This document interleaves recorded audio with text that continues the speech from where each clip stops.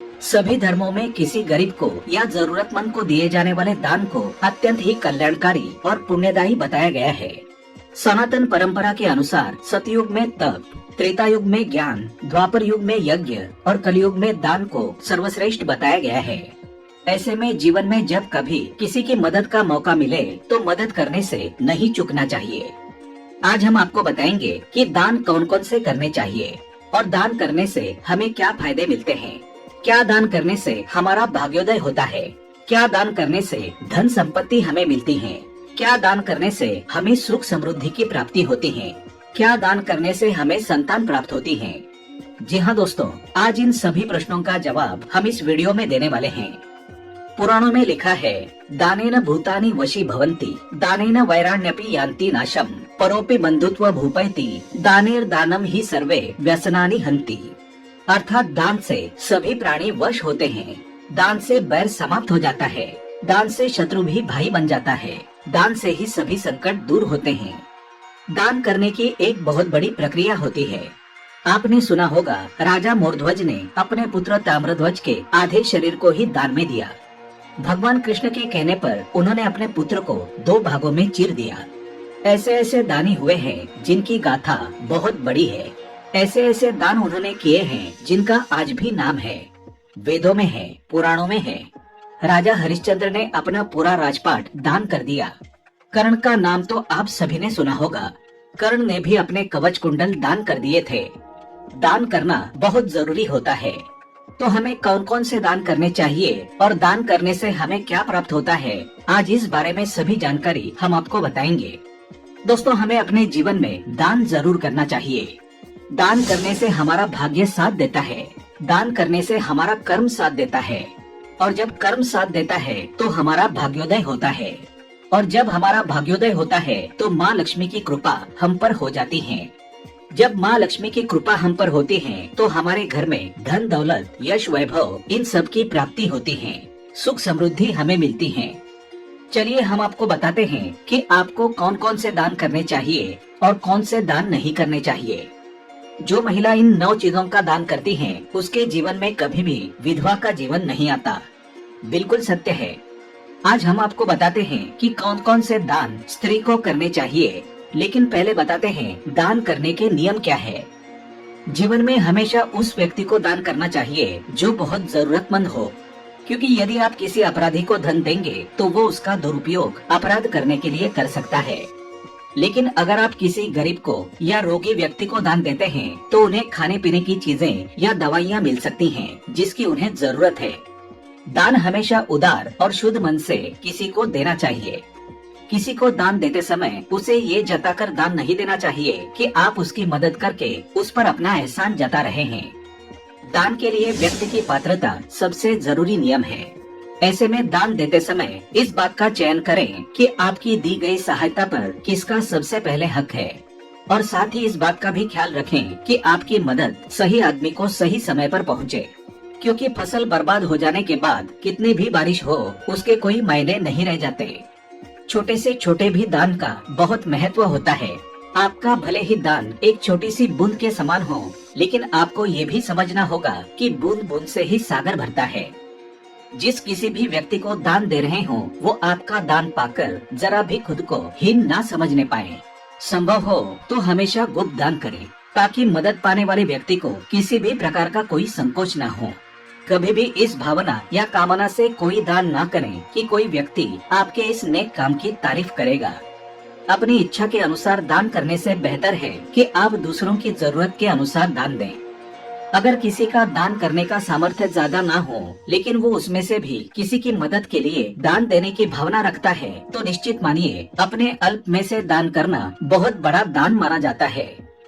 अब हम आपको बताते हैं कि स्त्री को कौन कौन से दान करने चाहिए। जो स्त्री ये 9 चीजें दान करती है तो उसे अनन्य लाभों की प्राप्ति होती है। बताने से पहले आपसे रिक्वेस्ट करते हैं कि वीडियो को लाइक जरूर करिएगा, दोस्तों को शेयर कर दीजिएगा, और अगर आपने अभी तक चैनल को सब्सक्राइब नहीं किया है तो चैनल को सब्सक्राइब करके बेल आइकन जरूर दबाइएगा। दोस्तों, पहला होता है नमक का दान। नमक का दान करना अति शुभ माना जाता है। ऐसा माना जाता है कि नमक का दान करने से हमारा जीवन सुखमय बनता है। नमक का दान शुक्रवार के दिन करना अत्यंत शुभकारक माना जाता है। नमक का दान अगर आप शुक्रवार को करते हैं तो सुख समृद्धि आपके घर में आती है। आपको कभी भी दुखों का सामना नहीं करना पड़ता। दूसरा है गुड़ का दान। अगर आपके रिश्तों में खटास है, रिश्तों में हमेशा खटपट चली रहती है, तो आप गुड़ का दान करें। अगर आप गुड़ का दान करते हैं तो आपके रिश्तों में मजबूती आ जाएगी। तीसरा होता है तिल का दान। अगर आप कर्जे से परेशान हैं, किसी को आपने रकम दे रखी है, पैसा दे रखा है और वो लौटा नहीं रहा, तो अगर आप तिल का दान करते हैं तो तुरंत आपका पैसा वापस आ जाएगा, ये निश्चित है। इसीलिए आप तिल का दान अवश्य करें। चौथा होता है वस्त्रदान। अगर आप वस्त्रदान करते हैं तो आपके परिवार में, आपके घर में जितनी भी बीमारियां हैं सब समाप्त होंगी। कभी कोई पीड़ित नहीं रहेगा, कभी भी आपके घर में बीमारी नहीं आएगी। इसलिए वस्त्रदान भी जरूर करें। पांचवा होता है बर्तन दान। अगर आपके घर में पति पत्नी में, बीवी बच्चों में, बहू बेटों में हर दिन झगड़ा होता रहता है, हर दिन क्लेश उत्पन्न होता है, तो आप बर्तन का दान करें। अगर आप बर्तन दान करते हैं तो आपके घर के सारे झगड़े हमेशा के लिए समाप्त हो जाएंगे और आप सुख शांति से अपना जीवन व्यतीत कर सकेंगे। कभी कोई लड़ाई झगड़ा नहीं होगा, इसलिए आप बर्तन दान जरूर करें। छठा होता है अन्नदान। प्राचीन काल से ही राजा महाराजा जब कोई हवन, यज्ञ या फिर कोई अन्य धार्मिक कार्यक्रम करवाते थे, तब वस्त्र या भोजन वितरण अवश्य करते थे। ये संसार अन्न से ही बना है और अन्न की सहायता से ही इसकी रचनाओं का पालन हो रहा है। अन्न एकमात्र ऐसी वस्तु है जिससे शरीर के साथ साथ आत्मा भी तृप्त होती है। अगर आप अन्न दान करते हैं तो माँ अन्नपूर्णा की सदैव आप पर कृपा बनी रहती है। आपके घर में कभी भी अन्न धन की कमी नहीं होगी। माँ अन्नपूर्णा सदैव आप पर मेहरबान रहेंगी, इसलिए अन्नदान भी जरूरी है। सातवां, पैसे का दान कभी भूलकर भी ना करें। अगर आप ऐसा करते हैं, पैसे दान करते हैं, तो आपके घर से लक्ष्मी चली जाती है। इसलिए हमेशा ध्यान रखें, पैसों का दान कभी ना करें। अक्सर लोग ये गलती करते हैं, हमेशा दान में पैसे देते हैं, लेकिन पैसे का दान नहीं करना चाहिए। केवल बुधवार के दिन किसी भी किन्नर को पैसे या फिर श्रृंगार की सामग्री दान करनी चाहिए। ये बेहद प्रभावशाली होता है। आठवां, दूध का दान। अगर कोई बंदा दूध का दान करता है, अगर कोई महिला दूध का दान करती है, तो उसके घर से, उसके हाथ से सब कुछ निकल जाएगा। यदि आप दूध का दान करते हैं तो आपके हाथ से सब कुछ फिसलता जाएगा। जिस तरह से रेत फिसलती है, उस तरह से आपके हाथ से धन, वैभव सब कुछ निकल जाएगा, कुछ नहीं बचेगा। आप रास्ते पर आ जाएंगे, कंगाल हो जाएंगे। इसलिए कभी भी दूध का दान नहीं करना चाहिए। जो व्यक्ति दूध का दान करता है वो ऐसी गलती कभी भूलकर भी ना करें। अंतिम और नौवां दान, गोदान। गोदान या गाय का दान ऐसा है जो सभी तरह के कल्याण के लिए उपयोगी है। शास्त्रों के अनुसार इस दान का बहुत महत्व है। गोदान करने से हमें घर में सुख समृद्धि, शांति, धन संपत्ति ये सब मिलती है। तो इसलिए गोदान हमें अवश्य करना चाहिए। जो स्त्री जिस घर में गौदान करती है, जो पुरुष जिस घर में गौदान करता है, उस घर की स्त्रियां कभी भी विधवा का जीवन व्यतीत नहीं करती।